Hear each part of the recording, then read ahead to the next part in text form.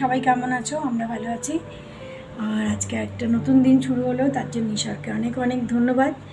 তো 2-3 দিন ধরে তো সাংঘাতিক একটা ওয়েদার চলছিল, মানে গুমোট একটা, মানে রোদ উঠছে না অথচ গুমোট একটা ভাব। তো সেই জন্য আমার মেশিন লাগানো ছিল, মেশিন না লাগিয়ে আমি সব জামাকাপড়, কিছু কিছু জামাকাপড় যেগুলো না কাচলেই নয় সেগুলো হাতেই ধুয়ে দিয়েছি। কেননা মেশিন লাগালে পরে কখন ঝুমঝুম করে বৃষ্টি আসবে, তখন আর শুকোনোর অসুবিধা হয়ে যাবে। তো যাই হোক, আজকে সারাদিনের কাজকর্মের সঙ্গে আমার সকালে মোটামুটি আমি এক্সারসাইজ করে আমার কাজের মেয়েটা কাজ করে গেছে, তারপরে আমাদের স্নান পুজো সেরে আমি এখন রেডি হয়ে গেছি। আমার একটা ক্লাসও আছে। ক্লাসের পরে তোমাদের সঙ্গে একটা বিশেষ টপিক নিয়ে আলোচনা করব, সেটা হলো সন্তানের সঙ্গে বাবা মায়ের দূরত্ব কেন তৈরি হচ্ছে, কিভাবে দূরত্বটা না হয় সেটা কিভাবে আমরা ম্যানেজ করতে পারি। তো আজকে ভেবেছি সমস্ত নিজেদের ঘরের কাজকর্ম তো আছেই, কাজকর্মের সঙ্গে সঙ্গেই তোমাদের সঙ্গে এই টপিকটা নিয়ে আলোচনা করব। চলো, বলছিলাম না, কিছু কিছু জামা কাপড় হাতেই ধুয়ে দিয়েছি, কারণ বৃষ্টির কোনো মাথামুন্ডু নেই, কখন এসে যাবে কখন, যার জন্য জামা কাপড় শুকোতে খুব অসুবিধে হয়ে যাবে। এই যে কিছু জামা কাপড় বাইরে মেলেছি আর কিছু ভেতরে মেলে দিয়েছি, মানে না ধুলেই নয় যেগুলো সেগুলোই ধুয়েছি। এইখানে দেখো একটা পাখি বসে আছে, তোমরা দেখতে পাচ্ছ কি না জানি না। এই যে সারাক্ষণ ডাকাডাকি করছে। এই যে সেদিন একটা পাখি ওখান থেকে উড়ে এসেছিল, ওটা মা পাখি ছিল, আর এটা হচ্ছে বাচ্চাটা বড় হয়ে গেছে। তো যাই হোক, আমি ভাবলাম তোমাদের একটু দেখাই।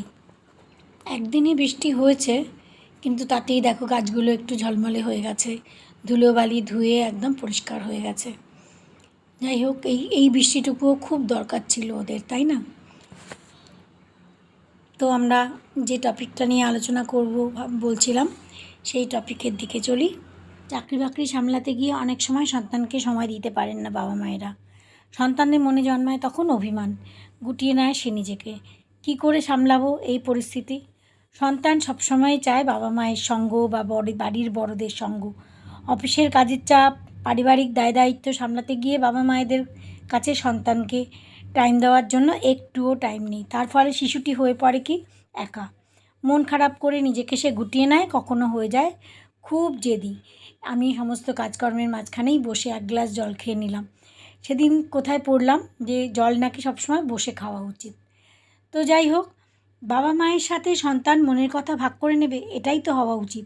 কিন্তু যখন সে কথা বলতে এলো, তখন তাদের কাছে সময় নেই। আর এটা যদি বারবার হয়, তখন কিন্তু শিশুটির মনে হতেই পারে যে তাকে কেউ ভালোবাসে না, তাকে কেউ পছন্দ করে না, সে একদম একা।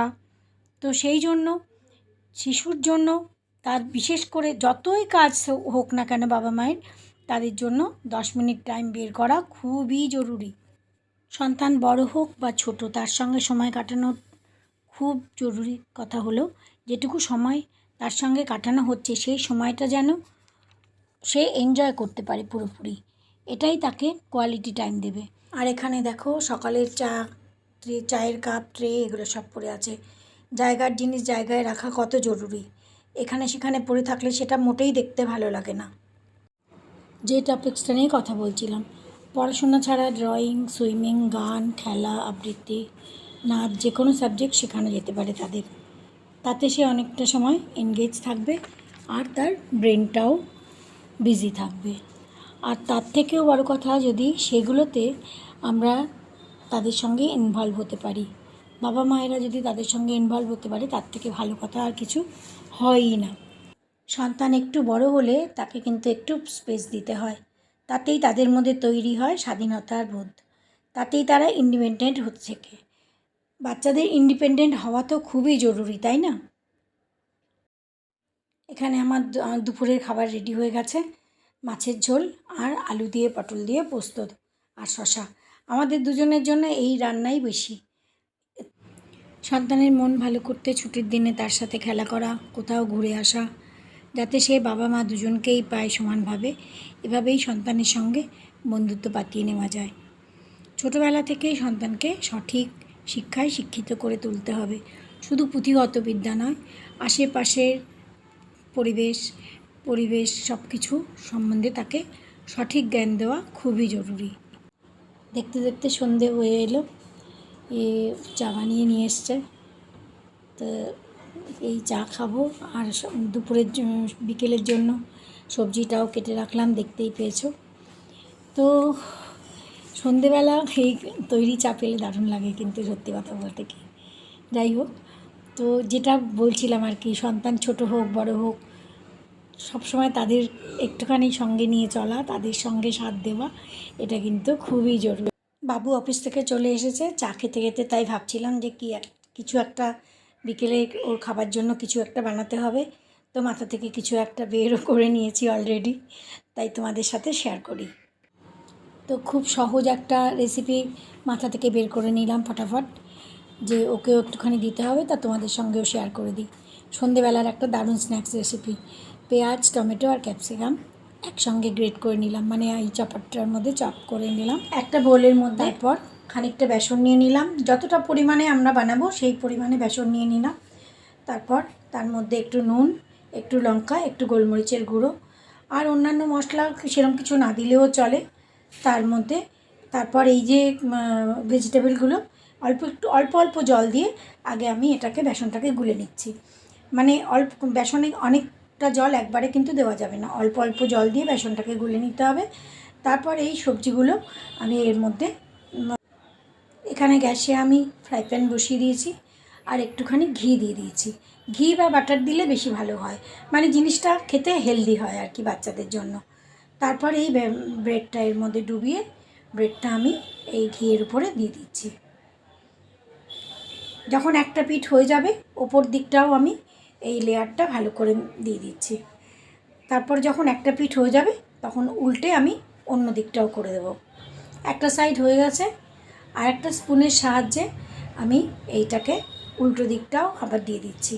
আর উল্টো দিকে যদি দরকার হয় আর একটু ঘি বা বাটার দিয়ে দেওয়া যেতে পারে। এইভাবে দুটো সাইড খুব ভালো করে লো থেকে মিডিয়াম ফ্লেমে ফ্রাই করে নেওয়া যেতে পারে। আর বড়দের জন্য, ছোটদের জন্য, স্কুলের টিফিনের জন্য, অফিসের টিফিনের জন্য কিন্তু খুব ভালো একটা স্ন্যাক্স কি, মানে ভালো একটা খাবার, যেটা নাকি সবাই খুব এনজয় করবে। আশা করি তোমাদের ভালো লাগলো। যদি ভালো লাগে তাহলে লাইক কমেন্ট করো, আর যদি কেউ নতুন এসে থাকো তাহলে প্লিজ সাবস্ক্রাইব করো। আজকে অনেকগুলো টিপস তোমাদের সাথে শেয়ার করলাম, বেশ কয়েকটা পিস আমি বানিয়ে নিয়েছি। দেখো কীরকম টেম্পটিং লাগছে, দারুণ টেস্টি হয়েছে খেতে। আমি যদিও খাইনি, ওদের জিজ্ঞেস করলাম কেমন হয়েছে, তো বাবুরও পছন্দ হয়েছে, এরও পছন্দ হয়েছে, বলছে খুব ভালো হয়েছে। মানে ওদের ভালো লাগলেই ভালো কথা, না? বাবা মা হিসেবে এটাই বড় কথা, যে বাচ্চারা ওদের ভালো লাগলো কি না। একটু পনির ছিল, পনির দিয়ে মটর পনির বানিয়ে দিলাম। আর সঙ্গে রুটি তো আছেই, যেটা নাকি কম্পালসারি ব্যাপার। তো এই রাত্রের খাবার আমাদের মটর পনির, রুটি আর আম।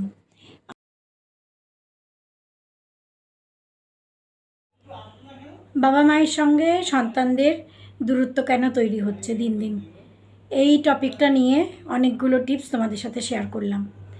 তো একটা তো প্রথম কারণ আজকাল যেটা, মানে ওই করোনার পর থেকে নাম্বার 1 তো আমার মনে হয় মোবাইলে মানে একদম সব শেষ হয়ে গেল। যাই হোক, তারপরেও সেটা হচ্ছে আজকাল ফ্যামিলিগুলো ছোট ছোট হয়ে গেছে, সেখানে ঠাকুমা দাদু নেই, দাদু দিদিমা নেই, মানে বাবা মা সর্বস্ব, বাবা মায়ের কাছে টাইম নেই। বাচ্চা হয় মেয়েদের কাছে থাকছে, না হলে ক্রেচে থাকছে।